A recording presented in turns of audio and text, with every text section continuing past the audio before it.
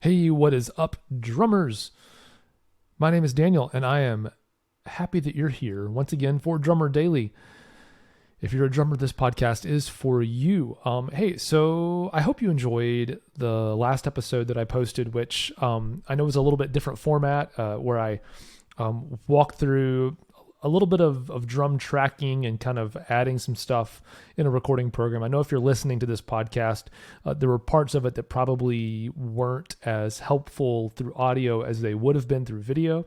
And there is a video of that if you go find my YouTube channel, or if you look on my Instagram profile. I do have the whole video there as well. But I hope you enjoyed that. My hope is that I can do that a little more frequently in the coming months. Not necessarily every week, but every few weeks, my hope is to put something together like that as best as I can, I hope that it'll work through the audio podcast here as well as video. If for some reason I create a video that I don't think it's going to work, I'm not going to just put it on here on the podcast and waste your time. So just know that if you see it pop up here on the feed for the podcast, that I have given some thought to whether or not it will work in an audio format, so you won't be wasting your time if you choose to listen to it. But I hope you enjoyed it. So today I wanted to share a thought with you specifically in regards to I've heard from a few of you that you've managed to get a gig or your first paying gig, or maybe the first one in a while. Or you've just gotten an opportunity to do something new and exciting where you're around other musicians who you perceive there might be an opportunity with them in the future. Again, basically the question I've gotten is, hey, I got my first gig, now what? And in other words, how do I take this one gig and turn it into more? And the first thing I want to say is, in regards to that, is if you get one gig, you do not need to treat it like that you've succeeded at your goal and now it's time to move on to doing something new and different. It's not like you checked one thing off the list and now you need to move on to the other thing. Getting the second and third and fourth gig is probably for you going to be very similar to getting the first one. And so the best thing you can do for getting your second or third or fourth gig is something that you're already doing, hopefully, to get your first gig in the first place, which is all the same things. But I do want to give you a few unique things. So, of course, I talk a lot about getting hired as a drummer, being the kind of drummer, the kind of person that people want to be around, all that kind of stuff. And that all still is very important. But I wanted to point out to you today a couple of unique things that are different in regards to what do you do when you're on that first gig that can help you leverage that into more. And again, I don't think anything you do, that's not true. I actually do think there's some things you can do and how you carry yourself that maybe in one gig can directly lead to the second gig and more. And that's things like being confident, being prepared, both with your own playing, but also with things like a click track. It's having a great attitude. It's being a team player. It's being collaborative. It's listening to feedback and actually working to incorporate it. Staying energetic and positive, no matter how long the gig takes or how long the work is or how hard the work is. So those are all things, yes, definitely, that actually can make such a good impression that people will think, man, I want to hire that person again right away for the next gig. But there's a couple of things I noticed that were really interesting. I did a series, in 1 second, I'm going to turn off my heater here in the office with me. And yes, it is that time of year for me, at least, where I've got the heater on. I'm cold by nature, so it gets below like 70 degrees, and I have to turn the heater on. But there were a few things at this gig. Like I mentioned, I did a podcast episode or several episodes before this last one where I talked about some of the things I learned on this video shoot that I did not too long ago. But one other thing that I learned while I was there, or one other thing that I noticed while I was there, was there was a distinct difference between some of the things that the established professionals were doing on that gig and the people who you could tell maybe they hadn't done as much work on that gig. And not only that, there was a difference in some of the working professionals have a work situation with their gig or what they do where they're full-time employed as a musician with one artist. And so they're not necessarily working as hard to get more work in the same way that someone who makes their living from one-off to one-off or session to session would be. They're not going to approach things the same way. So there's even a difference in that.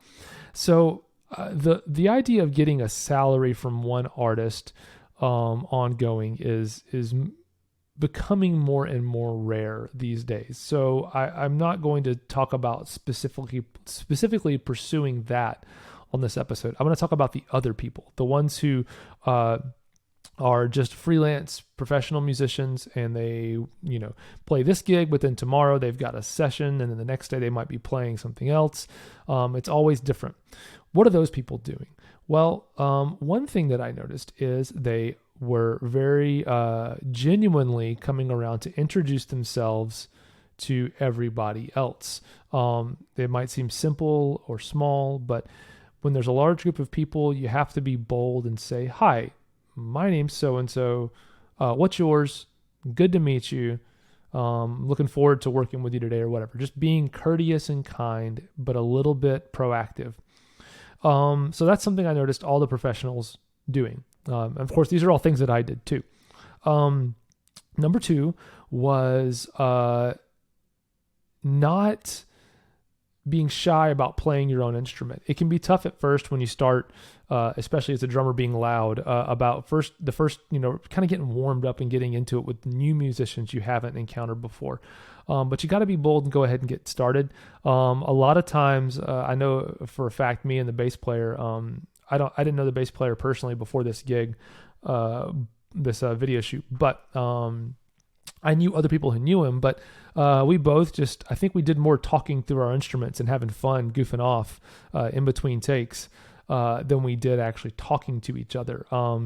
But that kind of stuff is really valuable to everybody. It's not just valuable for you or I as the drummer. Doing that kind of stuff actually helps everybody else get more comfortable and get into the swing of things a little quicker. I mentioned being collaborative. I definitely think bringing up ideas, but also not being attached to those ideas is very helpful. And that's something that was coming through from the professionals a lot more than from the people who it was their first time. And then the last thing I noticed that was really interesting was after the gig was over, everybody walking around and getting phone numbers of everybody on their phone, just saying, "Hey, what's your number? Here's my number." And what's great about it is there's two things. One is do that, get that information. And then number two is don't use it. Especially if you're in a situation where you perceive that some of the other musicians that you're playing with are maybe a little more established than you are. In their careers, not the word famous is not right, but just a little bit more like they might have the likelihood that people are going to misuse their information. So if you get their number and you give them yours, don't do anything with it other than save it in your phone and have it. It's weird because, that seems like, well, if I'm not going to use it, what's the point in getting it? There's something, this social cue in the music world about, give me your information, here's mine. Where everyone understands that you're trying to build your network, but you're also not trying to abuse anyone else's position or misuse or leverage or take advantage of anybody else. But the thing is this, my hope in giving my information to the other musicians when they asked, was maybe 6 months from now, I don't know how long it's going to be till this thing comes out, but whenever it comes out, we'll look back or I might look back because I was really focused, on my own drumming. And I'm sure the bass player was focused on his own playing and the guitar player was focused on his playing and so on. We all were very focused on our own playing. But when we watch that final product, months from now, or listen to that final product months from now, we hear it, and I hear that, and I say, oh man, that bass player was really, really good. Hey, I've got this thing popped up that I need a bass player. Man, well, that guy is on the front of my mind again right now because I'm watching or listening to that thing that I did months and months ago. Oh, I've actually got his number in my phone. I'll send him a text and see if he's interested. So sometimes the memory it won't be the memory of the event or the gig that will get you that next thing.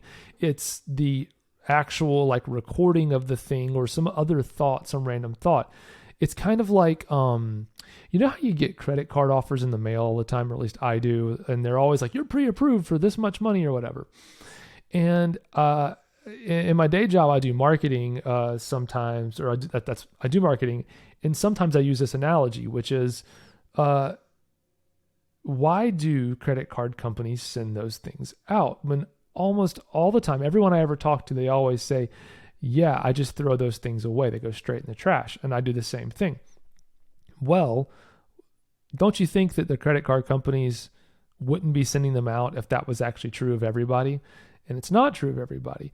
They send them out over and over and over again because they know their idea is that the one time when you need that or think you need that or want that credit card or a credit card, they want to have a piece of mail that you have in your mailbox when you need it. So they know that 99% of the time you're just going to throw it away, but they want to be there for that 1% of the time that they don't know when it's going to happen. They want to be there for that. Same way with trading numbers, doing that kind of thing. The idea is not to hound them and ask them for gigs all the time or hope that they'll do the same for you or give you gigs all the time. It's that one time when they are immediately inspired and want to reach out to you. It's giving them an opportunity to actually easily do that. If they don't have that information right on hand, they may not even go to the effort of looking on social media or whatever it is to reach out to you. And I know for me personally, like with some of the stuff that I'm doing, like this teaching and this podcast and stuff, I get a lot of messages on social media, and I would hate for an opportunity like something really important to me to slip through the cracks because it came through a message on social media. So I'd much rather prefer someone texting me or calling me than using social media, at least in the situation that I'm in. And I know there's other musicians out there who are building their platform the same way. So those are just a few things that I noticed right off the top of my head. But the most important thing, like I mentioned, is it's all about attitude and preparation. And some of those things are still so rare in music. Now, it's not rare amongst professionals. It's pretty common amongst professionals. But why do you think it's common amongst professionals? It's because those are the people who are getting all the gigs. It's people who act that way, who behave that way, who carry themselves that way, who prepare that way. It's not the other way around. They didn't start getting gigs because they were good and then said, man, I better start preparing for gigs and change my attitude so I can be nice to everybody. No, they were doing those things all along. That's why they got the gig in the first place. So do some of those things every opportunity you get, and you can start building your career as well as a drummer. Well, hey, thank you so much for joining me today on the podcast. Can't wait to share my next episode with you and my next long form video, which even if I don't put it out in the podcast, I'll make sure you know about it here on the podcast and make it an easy way for you to jump over and find it. And I think it's going to be about mixing drums, recording and mixing drums, specifically like big sounding drums, like for like heavy music or even just for not heavy music, just you want big, crisp, clean drums, how to do that. So I'm going to walk you through my whole process. It'll probably be a very, very long, full, in-depth process that I give you. So I'm looking forward to sharing, probably an hour or two of information with you through some videos. So look forward to that in the future as well. Hey, if you'd like me to cover some other topic here on the podcast, send me an email, daniel@danielhadaway.com, or just go to danielhadaway.com and click the contact button. You can find me there, and I will do my best to integrate whatever you ask about into a future episode of Drummer Daily. All right, thanks for joining me today. We will talk again very soon. Bye for now.